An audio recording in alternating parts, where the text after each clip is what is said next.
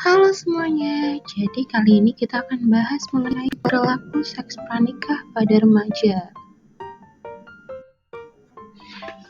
Kalian tahu gak sih, menurut BKKBN tahun 2017, permasalahan remaja di Indonesia yaitu narkoba dan HIV/AIDS, dan permasalahan utama remaja saat ini adalah seks bebas atau seks pranikah.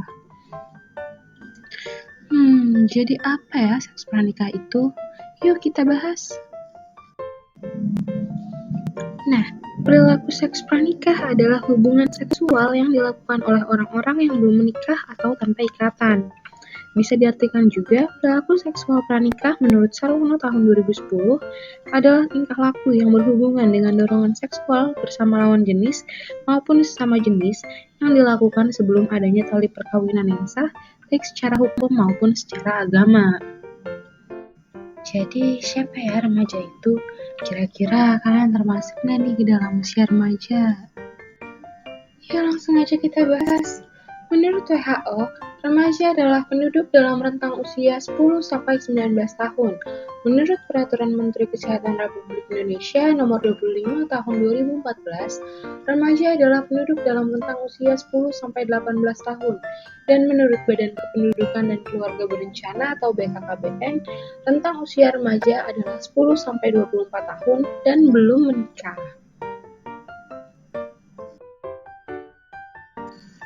Nah, selanjutnya, apa saja ya yang termasuk bentuk-bentuk perilaku seksual pranikah itu? Nah, menurut Susanti tahun 2013, bentuk-bentuk perilaku seksual yang biasa dilakukan adalah yang pertama, kissing atau perilaku berciuman, mulai dari ciuman ringan sampai deep kissing. Yang kedua, ada necking atau perilaku mencium daerah sekitar leher pasangan. Yang ketiga, petting atau segala bentuk kontak fisik seksual berat tapi tidak termasuk intercourse, baik itu light petting atau meraba payudara dan alat kelamin pasangan, maupun hard petting atau menggosokkan alat kelamin sendiri ke alat kelamin pasangan, baik dengan berbusana atau tanpa busana. Dan yang keempat, intercourse atau penetrasi alat kelamin pria ke alat kelamin wanita. Nah, apa saja sih penyebab remaja melakukan perilaku seks pranikah? Hasil penelitian menunjukkan bahwasannya faktor penyebab remaja melakukan seks pranikah meliputi yang pertama, ada status berpacaran. Sekarang ini hal yang wajar bila remaja memiliki pacar. Namun demikian, perlu diwaspadai karena status berpacaran menjadi penyebab remaja melakukan tindakan seks pranikah. Sebagaimana penelitian yang dilakukan oleh Hafte et al., remaja yang memiliki pacar beresiko lebih tinggi untuk berhubungan seks pranikah. Di usia 13-18 tahun, rentan sekali melakukan seks pranikah dibandingkan usia di atasnya. Karena semakin bertambah usia, semakin bertambah pula kesadaran untuk menjaga diri. Adanya rasa sayang, rasa memiliki, dan takut ditinggal kekasih sering disampaikan oleh remaja putri pada khususnya ketika ditanya alasan melakukan hubungan seks sebelum menikah. Yang kedua, rendahnya pengetahuan. Perilaku anak tergantung bagaimana sikap orang tua dalam menanggapi kewajaran hubungan laki-laki dan perempuan. Sikap orang tua yang permisif memicu remaja melakukan hubungan seksual di usia muda. Didukung pula oleh minimnya orang tua menyampaikan informasi seputar seks dan kesehatan reproduksi.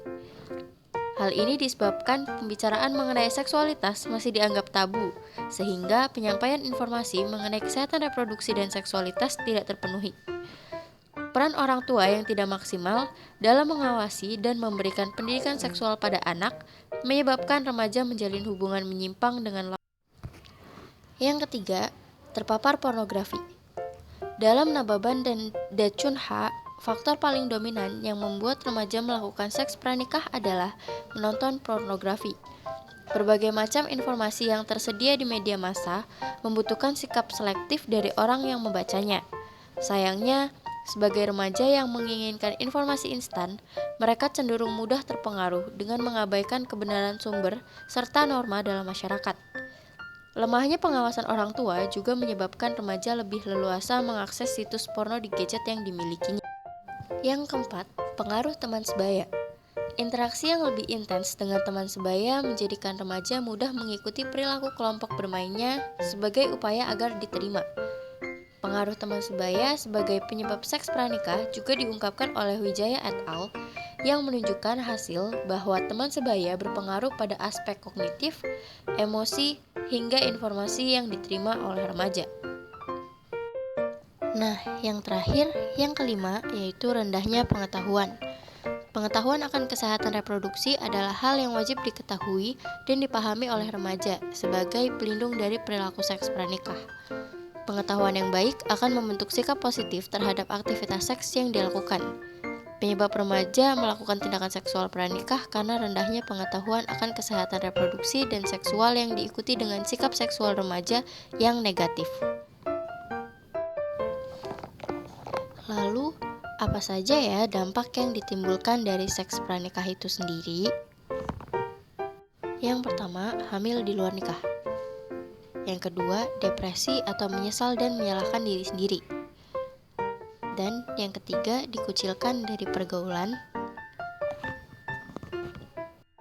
Yang keempat, ada HIV atau Human Immunodeficiency Virus atau HIV.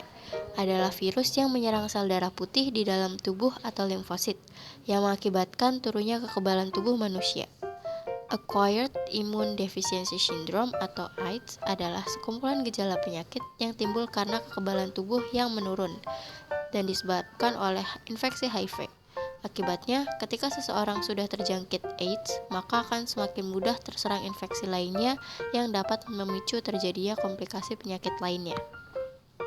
Nah, yang terakhir ada sifilis atau penyakit raja singa, yaitu penyakit yang menular melalui seksual yang sangat infeksius dan disebabkan oleh bakteri berbentuk spiral. Nah, bahasan yang terakhir adalah bagaimana ya upaya penanganan yang dapat dilakukan. Yuk langsung aja kita bahas. Nah, yang pertama, meningkatkan kemampuan kontrol diri remaja dengan pendidikan kesehatan terintegrasi. Peningkatan kontrol diri dilakukan melalui penyatuan pendidikan kesehatan reproduksi dengan pendidikan agama.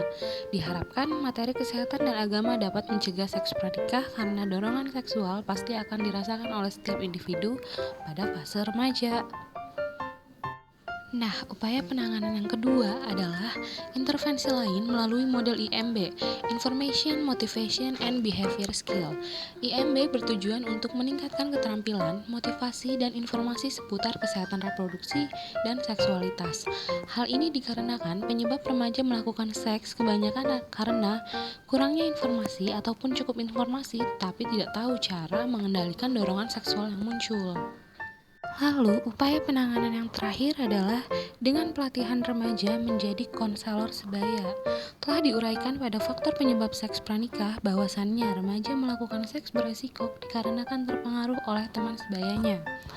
Oleh karena itu, diperlukan pelatihan konseling sebaya sehingga remaja dapat belajar tentang kesehatan reproduksi, cara mengembangkan kemampuan asertif, serta mampu menyebarkan pengaruh positif pada teman seusianya. Perlu sekali mempertimbangkan siswanya yang dibina sebagai konselor sebaya agar informasi yang tersampaikan dengan baik. Nah, itu dia materi tentang seks pranikah pada remaja. Semoga dengan adanya video ini dapat membuat kalian mengerti dan lebih peduli tentang bahaya seks pranikah tersebut. Sekian, terima kasih.